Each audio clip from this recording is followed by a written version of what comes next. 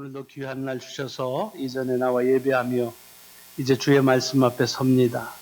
주께서 친히 말씀하시고 이 강단에서 선포되어지는 말씀들이 우리 자신에게 주시는 말씀으로 받을 뿐만 아니라 또한 그대로 살아갈 수 있는 새로운 출발이 되게 하여 주옵소서.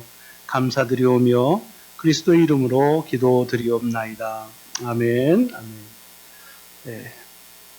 오늘 본문의 말씀은 아마 여러분들이 봉독하시면서 이미 아셨겠지만 지난 주일에 이어지는 말씀입니다. 이어진다는 말은 같은 장소에서 같은 시간에 일어나고 있는 그런 말씀인 것을 봅니다.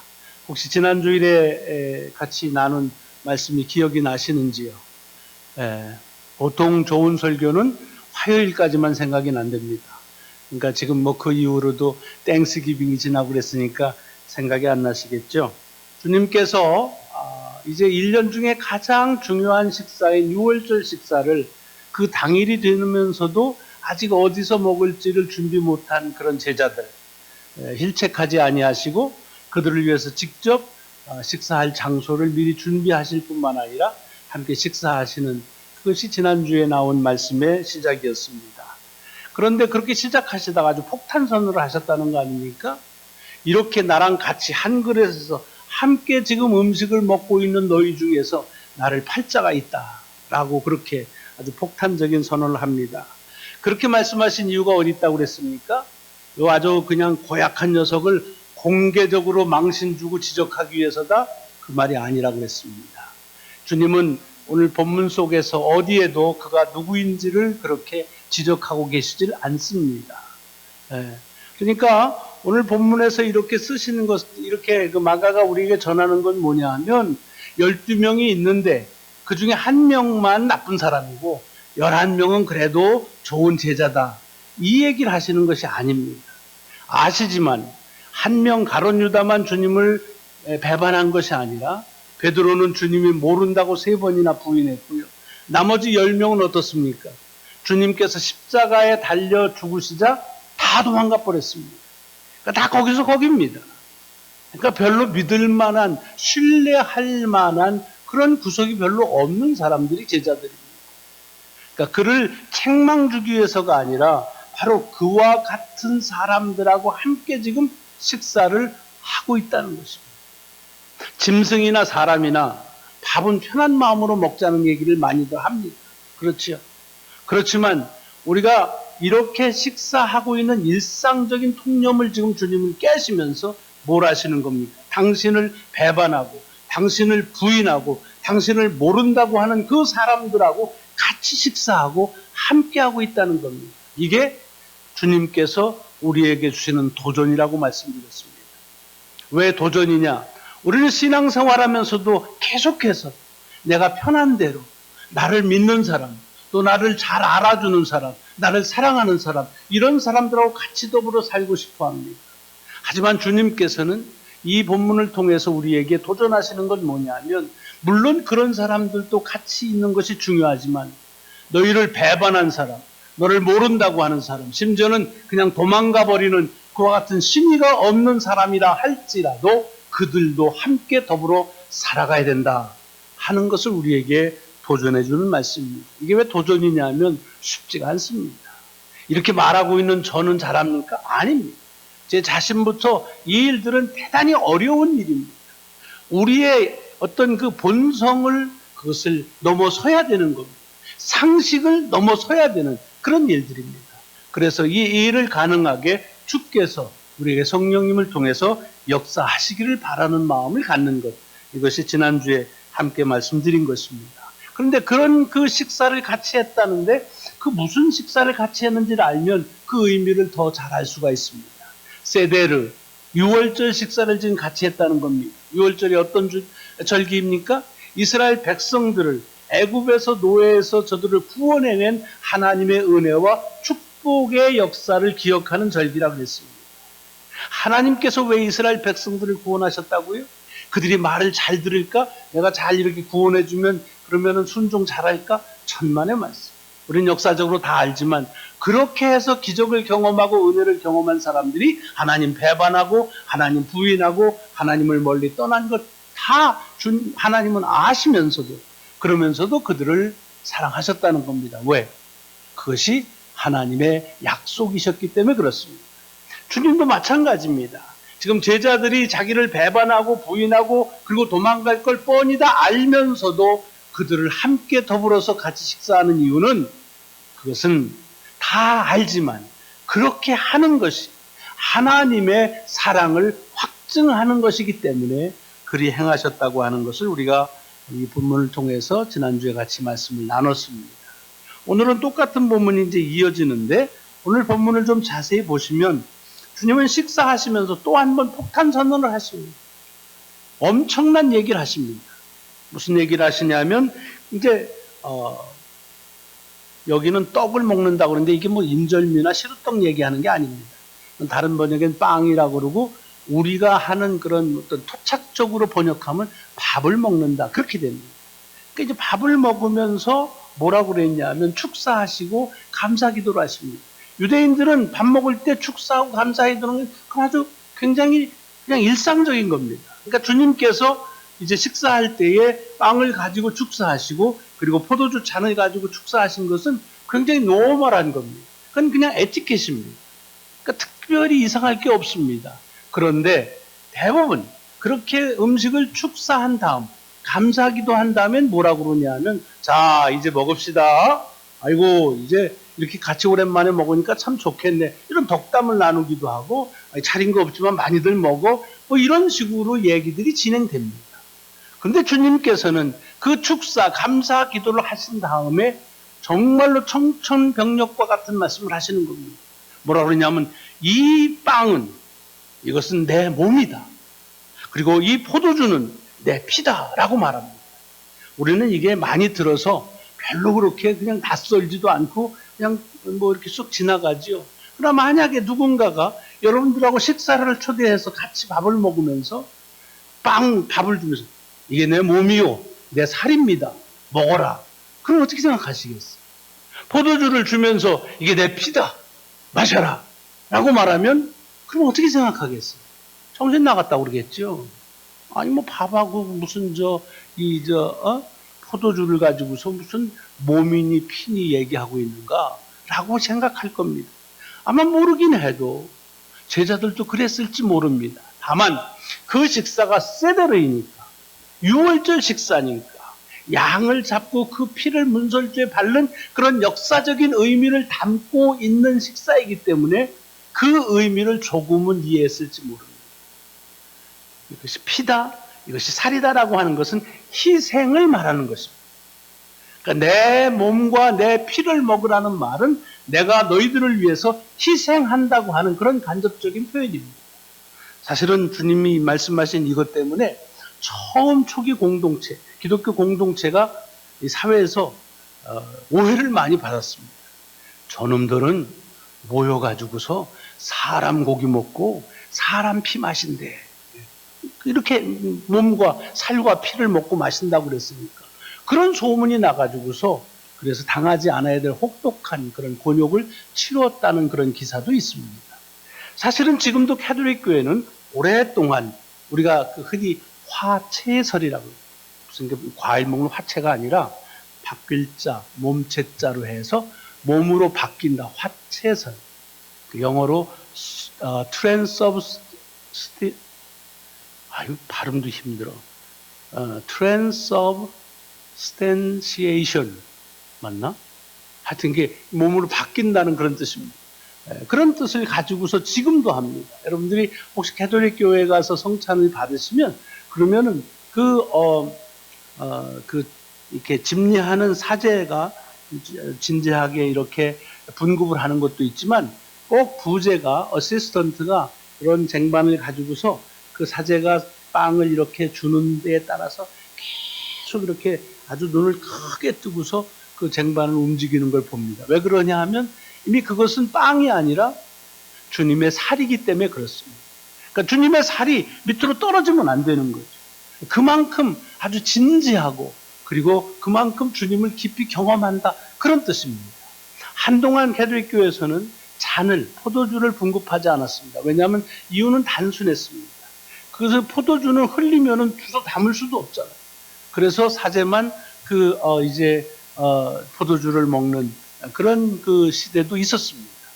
또 한동안은 이 빵이 언제 주님의 몸으로 바뀌느냐 하는 것 가지고 많은 논쟁을 했습니다. 이 엘라보레이션 할 때냐, 기도를 시작할 때냐, 기도가 끝났을 때냐, 놨을 때냐, 분급할 때냐.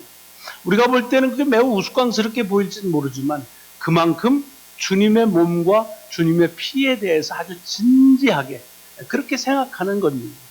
물론 우리는 개신교는 그렇게 화채설을 믿진 않습니다. 주님의 살과 피를 직접 그를 먹고 마신다고 생각하진 않지만 그 의도는 그만큼 주님을 깊이 경험하고 그리고 그 안에 담겨져 있는 그 의미를 깊이 새겨야 된다 하는 데에는 꼭 그것이 주님의 살과 피를 직접 먹고 마시는 그런 생각을 가지고 하든지 아니면 기념하고 경험한다고 하든지 꼭 기억해야 될 것입니다. 성찬, 여러분 그래서 오늘 본문에는 없지만 누가복음 22장 똑같은 것에 보면은 이 일을 행할 때 나를 기념하라, 기억하라. Do this in remembrance of me. 이런 말씀이 있습니다. 그거는 우리가 기념한다고 할 때는 무엇을 이렇게 옛날 일들을 우리가 같이 옛날 것을 상기하는 것에 의미가 있지만 사실은 중요한 것은 그것을 행하라고 하는 말에 중요한 의미가 있습니다. 그러니까 이렇게 행하는데 그런데 그것을 행하면서 주님을 기억해야 된다는 얘기입니다. 그럼 뭘 기억하라는 거냐? 바로 그 의미가 오늘 본문에 담겨져 있는 뜻입니다. 지금 주님께서 제자들과 함께 식사하시면서 이 빵은 내 몸이고 이 포도주는 내 피다.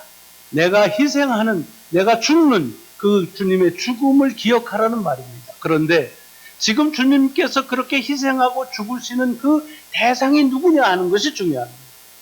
주님께서는 당신을 위해 희생하고 헌신하고 주님을 사랑하는 사람들을 위해서도 죽으셨지만 지금 여기 이 제자들처럼 주님을 배반하고 주님을 모른다 하고 주님을 떠나버리는 반역하는 이 사람들을 위해서도 주님은 희생하시고 죽으셨다 하는 것이 중요하다는 것입니다. 그러니까 성찬을 행할 때마다 이 일을 기억하라 하는 것을 우리가 이 성찬을 어떤 모양으로 행하든지 꼭 기억해야 될 중요한 의미라고 하는 것입니다. 여러분 요즘에는 우리가 이렇게 리추얼로 의식으로 성찬식을 행합니다. 그러나 처음엔 그렇게 하지 않았습니다. 저기 교회를 보면은 완전히 함께 식사를 같이 했습니다. 다만 보통 때 일반적으로 식사하는 거하고 교회에서 함께 모여 식사하는 것하고는 좀 달랐습니다. 뭐가 다르냐? 일반적으로 할 땐 배가 고파서 먹거나 아니면 뭐 같이 밥 먹고 싶은 사람들이 모여서 친목하는 그런 위주로 그렇게 식사를 하는 경우가 많았지만 이 교회에 와서 주의 성찬이라고 해서 함께 식사를 나누는 일은 한 가지 목적밖에 없었습니다. 그것이 뭐냐 하면 바로 나 같은 죄인을 위해서도 주님께서는 죽으셨다 하는 그 은혜에 대한 감사하는 마음을 기억하는 것. 그것이 성찬의 전부였습니다. 오랫동안 이 일이 지켜왔죠. 그래서 바울은 로마서에서 어떤 말씀을 하냐면 로마서 5장을 보면 이렇게 말씀하십니다. 이 세상에는 의인을 위하여 죽는 자가 쉽지 않다. 그렇죠. 의를 위해서 어떤 불의에 항거하면서 의를 위해 죽는 거 쉽지 않습니다. 근데 간혹 있지. 또 선을 위해 죽는 이가 별로 많지 않다. 그렇지요. 선한 것이 있어도 그걸 위해서 죽는 사람들 많지 않습니다. 그런데 예수 그리스도께서는 우리 같은 죄인을 위해 죽으심으로 하나님의 우리에 대한 사랑을 확증하셨다 그랬습니다. 사람이 살면서 의를 위해 죽기도 쉽지 않고 선을 위해 죽는 것도 흔하지 않는데 그런데 주님께서는 죄인을 위해 죽으셨다는 겁니다. 오직 주님만이 죄인을 위해 죽으셨다 하는 것을 이 바울은 얘기하고 있습니다. 바로 그것을 기억하고 그리고 우리도 그렇게 살기를 원하는 마음을 다짐하는 것이 이 성찬의 모든 것입니다. 그래서 오랫동안 성찬은 그렇게 식사하는 것으로 이어져 왔습니다. 그런데 초대교회 보면 무엇이든지 그렇지만 오래 하다 보면은 의도가 조금 변질되거나 잊어버리는 경우가 생깁니다. 고린도전서 11장을 보면 고린도 교회, 굉장히 열정적인 교회인데 그 교회에도 성찬을 잘못하는 경우가 생겨서 바울이 크게 꾸지람을 하는 내용이 있습니다. 그 어떻게 하는 것이 잘못된 거냐?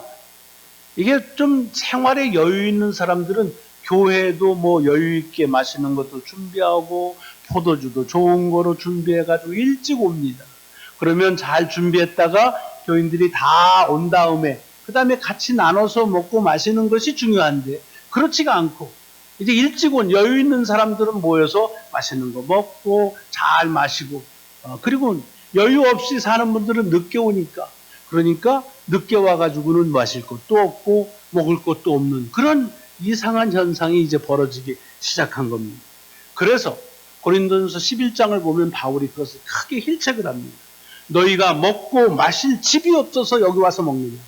그러면서 너희가 하나님의 교회를 없인 여기고 빈궁한 자들을 부끄럽게 하느냐고 하면서 식사를 함께 하는 것은 이유는 교회에서 한 가지 이유인데 그것은 주님의 죽으심을 전하는 것이다.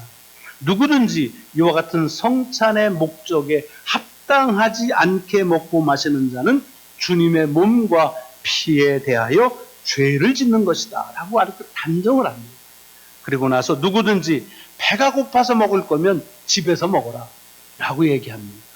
아마 모르긴 하지만 그 이후로부터 함께 밀로 커뮤니언을 해서 밀로 이렇게 함께 식사하는 데서부터 이제 리추얼한 그런 의식으로 바뀐 것이 아닌가 하는 생각을 가져볼 수가 있습니다. 그러나 그것이 리추얼로 하든 아니면 밀처럼 식사로 하든지 상관없이 중요한 것은 지금 오늘 본문 속에 나와 있는 것처럼 왜 우리가 이 주님께서 하시는 그 식사대로 함께 이 성찬을 하느냐 하는 것입니다.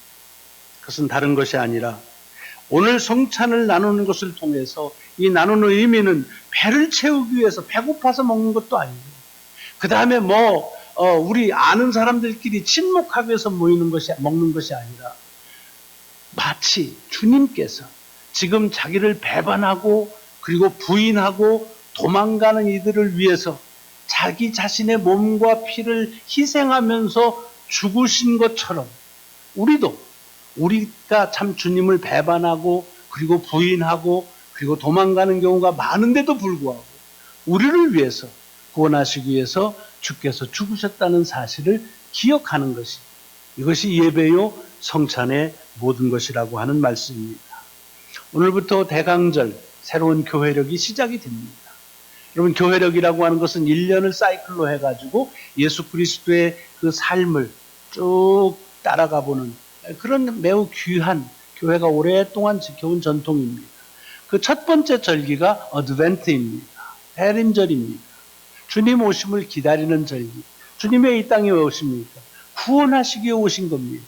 누구를? 하나님께서 보실 때 잘 살고 선하게 살고 충성스럽게 사는 자들 아닙니다. 마치 오늘 본문에 나오는 제자들처럼 배반하고 그리고 부인하고 그리고 주님을 그렇게 모른다고 도망가 버리는 그런 죄인들이라 할지라도 하나님의 사랑을 우리에게 주신 약속대로 확증하기 위해서 이 땅에 오시는 것입니다. 어드벤트, 우리가 주님께서 이 땅에 오심을 기다리는 그 설레임이 오늘 이 성찬을 통해서 다시 한번 회복되고 그래서 이 절기가 우리를 위해서 우리를 구원하시기 위해서 오시는 주님을 맞이하는 그리고 기다리는 귀한 절기가 되어지시기를 주의 이름으로 축원합니다. 기도하시겠습니다. 하나님, 이제 어드벤트 대림절을 시작했습니다. 주님이 이 땅에 오시는데 나 같은 죄인 정말 주님을 수없이 배반하고 그리고 주님을 모른다고 수없이 부인하고 분리할 때마다 손해볼 때마다 도망쳐버렸던 그런 제자들과 같은 저희들인데 이들과 함께 식사하면서 주님의 살과 피를 저들을 위해 희생하신 것처럼 우리를 위해서 주님 죽으심을 다시 한번 기억하는 귀한 절기를 허락하심을 감사합니다. 이 세상은 연말 연시가 되고 성탄절이 그저 흥청거리는 그리고 같이 우리들끼리 우리 세상적인 셀레브레이션을 하는 그런 절기이지만 우리에게 주시는 신앙적인 이 어드벤트가 우리의 구원을 위해 오시는 주님을 기다리는 거룩한 절기로 저희들이 이 절기를 맞이하게 하여 주옵소서. 우리 구주 예수 그리스도의 이름으로 감사하며 간절히 기도드리옵나이다. 아멘.